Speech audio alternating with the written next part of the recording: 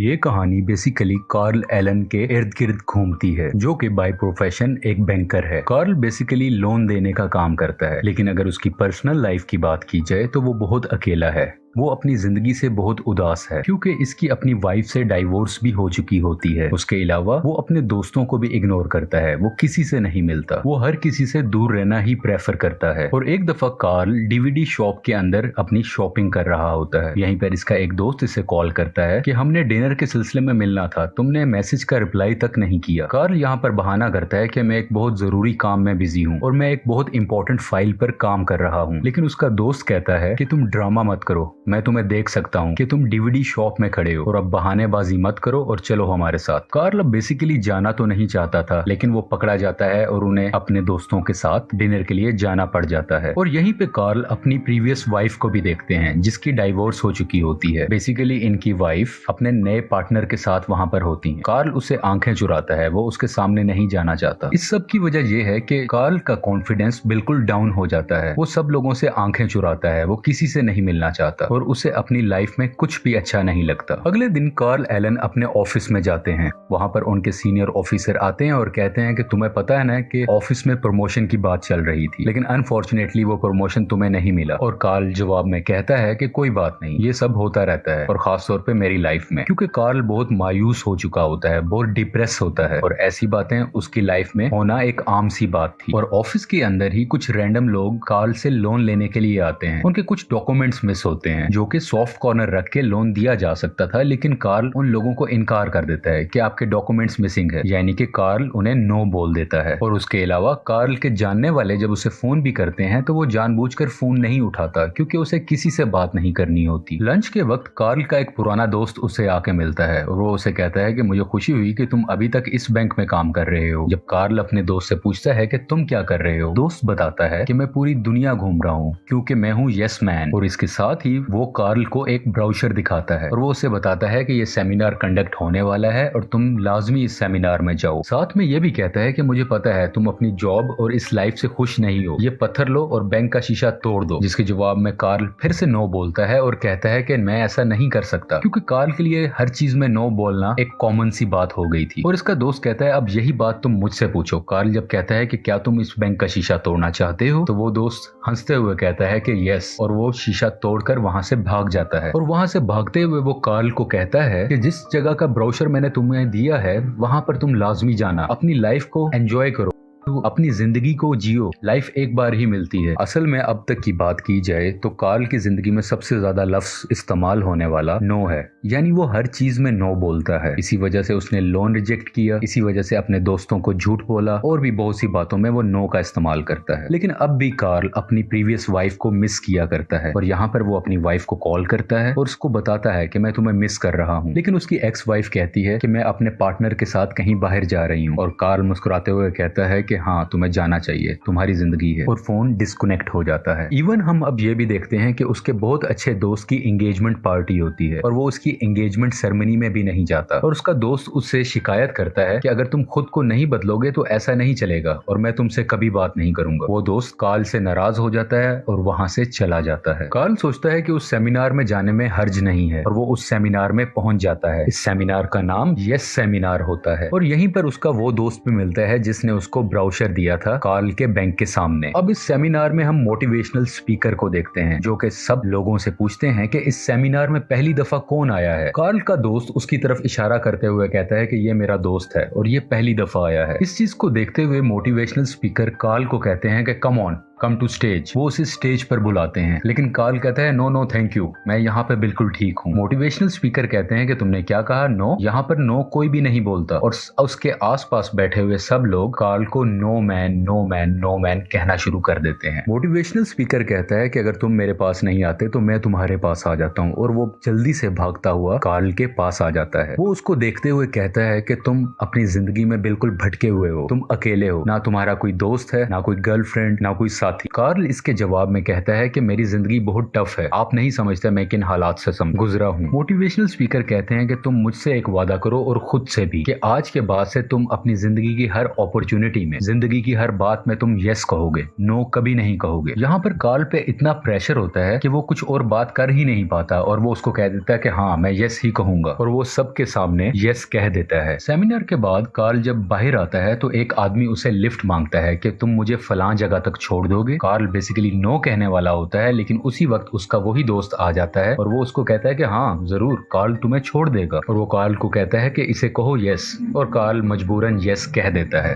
सफर के दरमियान वो लिफ्ट लेने वाला आदमी कार्ल को कहता है कि क्या तुम्हारे पास फोन है, मैं वो इस्तेमाल कर सकता हूँ। कार्ल उसे भी यस कह देता है और वो फोन पर लंबी लंबी कॉल्स करने लगता है। थोड़ी देर में उसकी जगह आ जाती है जहाँ पर उसने उतरना था। वो उसे कहता है क्या तुम्हारे पास कुछ पैसे हैं। अब कार्ल नो बोलना चाहता है, लेकिन वो उस सेमिनार की वजह से कहता है कि ओके मैं तुम्हें पैसे दे देता हूँ, यानी कि वो यस करता है और वो उसे अपने सारे पैसे भी दे देता है। खैर उस शख्स को छोड़ के कार्ल अपने घर की तरफ चल पड़ता है। रास्ते में उसकी गाड़ी खराब हो जाती है। अब ना तो उसके पास पैसे हैं क्योंकि वो सारे पैसे उस बंदे को दे चुका था, उसके अलावा उसकी फोन की बैटरी भी डेड हो जाती है क्योंकि वही शख्स बहुत लंबी कॉल्स कर रहा था जिसकी वजह से बैटरी डेड हो चुकी है। कार्ल यहाँ से पैदल नियरेस्ट पेट्रोल पंप के पास जाता है और अपना क्रेडिट कार्ड स्वाइप कर एक खाली डब्बे में पेट्रोल भर रहा होता है ताकि वो उस पेट्रोल को ले जाए और गाड़ी में डालकर अपने घर जा सके। लेकिन पेट्रोल भरते हुए वहां पर एक लड़की आती है। वो लड़की बाइक पर बैठे हुए कार्ल की फोटो खींच लेती है और वो उसे मुस्कुराते हुए कहती है कि शायद तुम्हारी गाड़ी का पेट्रोल खत्म हो गया है, अगर तुम्हें मुनासिब लगे तो मैं तुम्हें छोड़ सकती हूँ तुम्हारी कार तक। और कार्ल कहता है यस, और वो उसकी बाइक पर बैठकर अपनी गाड़ी तक पहुंच जाता है। बेसिकली इस लड़की का नाम एलिसन है। एलिसन मजीद कार्ल से पूछती है कि क्या तुम ठीक हो। कार्ल अपने मुंह में बोलते हुए ये कहता है कि हाँ मैं ठीक हूँ, बस मुझे एक किस चाहिए। बेसिकली वो अपने मुंह में ही बोल रहा होता है, वो ऊंची आवाज में नहीं कहता, लेकिन इसकी ये बात ये लड़की एलिसन सुन लेती है और वो उसके चेहरे पे किस करके वहां से चली जाती है। और कार्ल इस चीज को देख के बहुत खुश हो जाता है और वो ये सोचने लगता है कि ये सब कुछ जो हुआ सिर्फ यस बोलने की वजह से हुआ, क्योंकि अगर मैं उस भिखारी को लिफ्ट ना देता तो ये सब कुछ ना होता, ना ही ये लड़की मिलती। और कार्ल ये फैसला कर लेता है कि मुझे अब हर चीज में यस ही बोलना है। अभी ये वो बातें सोच ही रहा होता है कि उसके बॉस की कॉल आ जाती है। ये दिन सैटरडे का होता है जो कि छुट्टी का दिन है, लेकिन उसका बॉस कहता है कि ऑफिस में कुछ काम है, क्या तुम आ सकते हो। और कार्ल कहता है कि यस, और वो अपने ऑफिस में पहुंच जाता है। ऑफिस के अंदर एक औरत आती है जो कार्ल को बताती है कि मैं एक छोटा सा केक बनाने का बिजनेस करती हूँ और मुझे अपने बिजनेस के एक्सपेंशन के लिए कुछ लोन चाहिए। हालांकि इनका बैंक छोटे लोन्स नहीं दिया करता, लेकिन कार्ल ने फैसला कर लिया होता है कि वो हर चीज पर यस बोलेगा और नो से दूर रहेगा। और उस औरत की बात को सुनते हुए उसका लोन एक्सेप्ट कर लेता है, यानी कि उसको लोन दे देता है। इसके अलावा वो अपने पुराने दोस्तों से भी मिलना चाहता है। वो उन्हें बताता है कि मैं अपनी जिंदगी में चेंज लेके आ गया हूँ, अब मैं हर चीज को यस कहता हूँ और मैं काफी अच्छा फर्क फील कर रहा हूँ। और इस चीज का फायदा उठाते हुए उसका दोस्त मजाक में वेटर्स को बुलाता है और उसको कहता है कि यहाँ पर ड्रिंक्स और खाना लाना बंद मत करना क्योंकि सारा का सारा बिल हमारा दोस्त कार्ल देगा। क्या कार्ल तुम बिल दोगे ना। और कार्ल कहता है यस। कार्ल यहाँ पर बहुत ड्रिंक करता है और नशे की हालत में बहुत नाचता है, कूदता है और गाता है। उसने लाइफ में ऐसा कभी एंजॉय नहीं किया जैसा कि आज रात वो कर रहा है। नेक्स्ट मॉर्निंग आ जाती है और कार्ल की एक नेबर जो कि एक ओल्ड एज लेडी है वो उसके पास आती है और वो उसे कहती है कि क्या तुम मेरे घर का एक शेल्फ ठीक कर दोगे। कार्ल उसका घर का शेल्फ ठीक करता है, लेकिन उसी दरमियान ये ओल्ड लेडी कार्ल को सेक्सुअली हैरेस करने लगती है और कार्ल कहता है नो नो ऐसा कुछ नहीं होगा हमारे दरमियान। और कार्ल वहां से बाहर भाग आता है,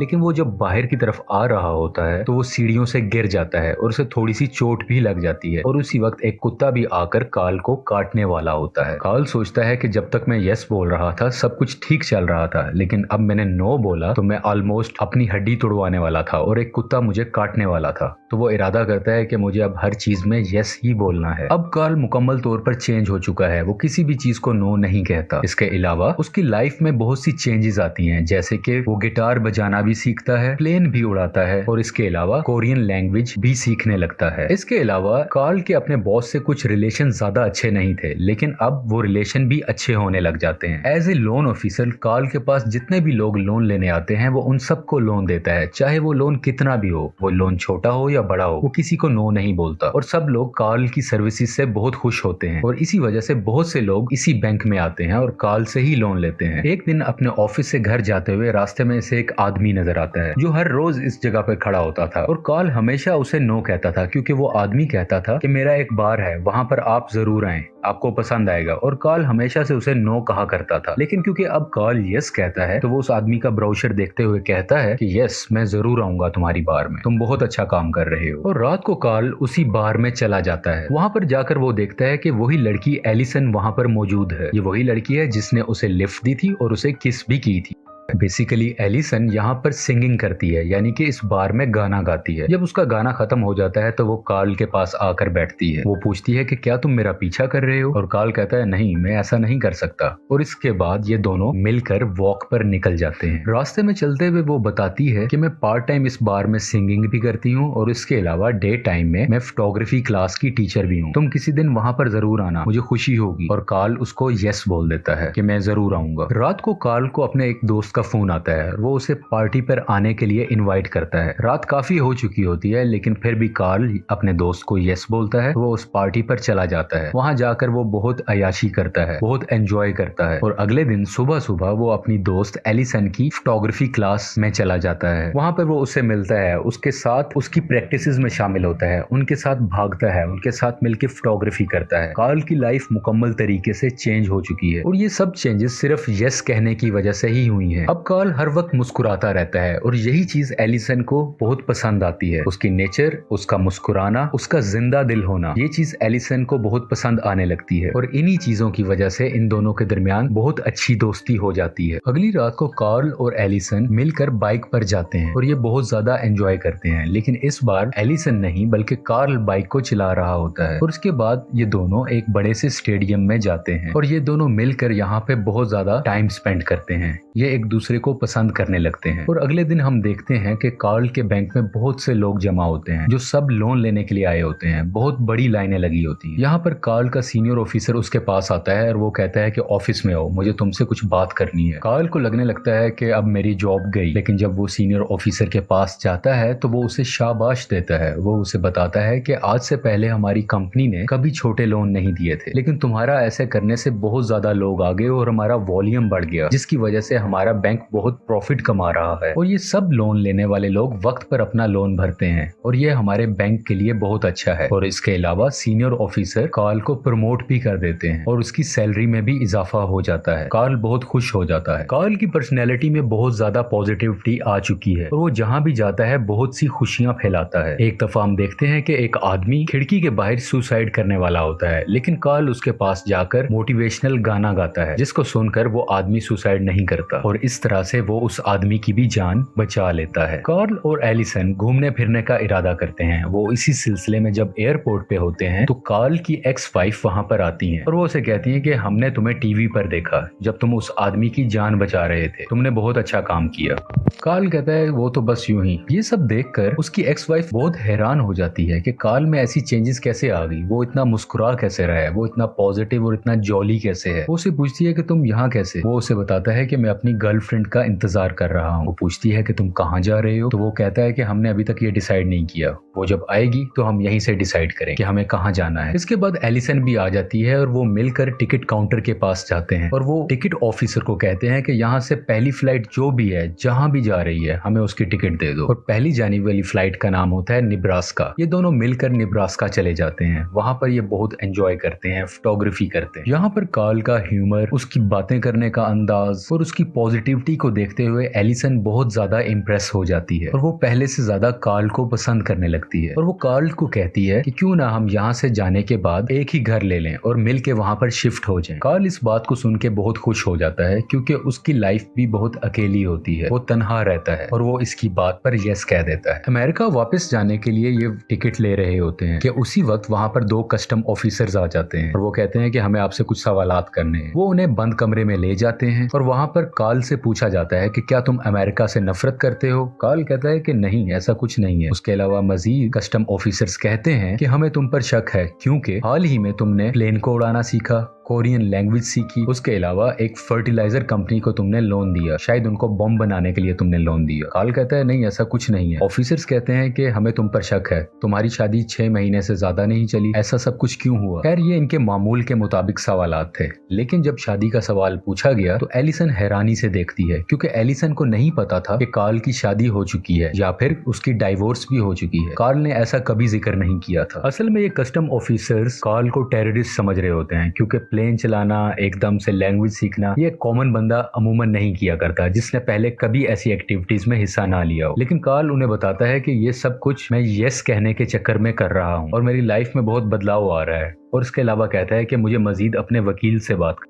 यहाँ पर उसका दोस्त वकील आ जाता है और वो उन्हें उस सेमिनार का बताता है कि उस सेमिनार के चलते हुए मेरा क्लाइंट हर चीज पे यस कहता है, जिसकी वजह से उसकी जिंदगी में बहुत पॉजिटिविटी आई है और इसलिए उसने ये सब एक्टिविटीज की। और दूसरी तरफ एलिसन को लगने लगता है कि कार्ल ने जितनी भी बातें उससे की हैं या उसने यस का जवाब दिया है तो वो सिर्फ उस सेमिनार की वजह से दिया है। वो एक्चुअल में शायद यस नहीं कहना चाहता था, लेकिन मजबूरन उसने मेरी हर बात पे यस बोला और इसीलिए वो उसके साथ घूमने गया था और इसलिए उसने उसके साथ रहने के लिए यस भी कहा। वो समझने लगती है कि कार्ल मुझसे झूठ बोलता आया है आज तक और वो उससे नाराज होकर वहां से चली जाती है। और एलिसन के जाने से एक बार फिर से कार्ल की लाइफ डिप्रेस हो जाती है। वो उसे हर वक्त मिस करता है, वो उसे फोन करने की भी कोशिश करता है लेकिन वो फोन नहीं उठाती। वो उसे बार में भी जाकर मिलता है लेकिन एलिसन उसे वहां भी नहीं मिलती। और एक बार फिर से कार्ल अकेला हो जाता है, तन्हा हो जाता है। एक दिन कार्ल की एक्स वाइफ उसे कॉल करती है और वो उसे कहती है कि तुम मुझसे आके मिलो, मुझे कुछ जरूरी बात करनी। जब कार्ल अपनी एक्स वाइफ के पास जाता है तो वो बताती है कि मेरा पार्टनर, मेरा बॉयफ्रेंड, मेरा उससे ब्रेकअप हो चुका है और मैं अब उसके पास बिल्कुल नहीं जाना चाहती। मैं तुम्हें फिर से पसंद करने लगी हूँ, मैं तुम्हारे साथ दोबारा जिंदगी गुजारना चाहती। लेकिन कार्ल उसे इनकार कर देता है क्योंकि वो कहीं ना कहीं एलिसन से प्यार करने लगा है और वो वहां से चला जाता है। उसने अपनी एक्स वाइफ को नो कहा होता है, इसलिए अब इसके ज़हन में एक वहम सा आ जाता है कि अब उसकी लाइफ में सब कुछ बुरा होने लग गया है और बुरा होता रहेगा। और इसी परेशानी के आलम में वो उसी मोटिवेशनल स्पीकर के पास जाता है जिसने इसे यस कहने के लिए मोटिवेट किया था। कार्ल उस मोटिवेशनल स्पीकर की गाड़ी के पीछे वाली सीट पर छुप जाता है जो कि उसको नहीं पता होता। और जब ये गाड़ी चला रहा होता है तो कार्ल एकदम से पीछे से निकलता है और उसे आके कहता है घबराना मत, मैं कार्ल हूँ। लेकिन मोटिवेशनल स्पीकर डर जाता है, घबरा जाता है और कार उसके कंट्रोल में नहीं रहती और वो दूसरी गाड़ी से टक्कर मार लेता है, यानी कि एक्सीडेंट हो जाता है। और एक्सीडेंट की वजह से ये दोनों ही हॉस्पिटलाइज हो जाते हैं। यहाँ पर कार्ल को जब होश आता है तो वो अपने मोटिवेशनल स्पीकर से कहता है कि आपको ये रूल बदलना पड़ेगा कि हर चीज पर यस कहना होता है। मोटिवेशनल स्पीकर कहता है कि ऐसा कोई रूल नहीं है, मैंने तुम्हें सिर्फ इसलिए कहा था क्योंकि तुम मेरी बात नहीं सुन रहे थे। जरूरी नहीं है कि हर बात पर यस कहा जाए और तुम्हें यस सिर्फ तभी कहना चाहिए कि जब तुम्हारा दिल उस चीज को माने। तुम्हारा दिल जब कहे तभी तुम्हें यस कहना चाहिए। कार्ल इस बात को सुनता है और कहता है